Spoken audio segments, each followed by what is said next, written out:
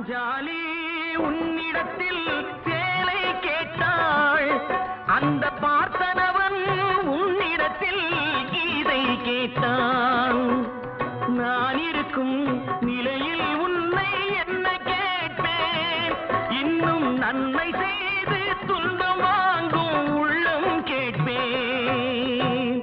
நன்மை செய்து துன்பம் வாங்கும் உள்ளம் கேட்பேன். ஆட்டுவித்தால் யாரொருவர் ஆடா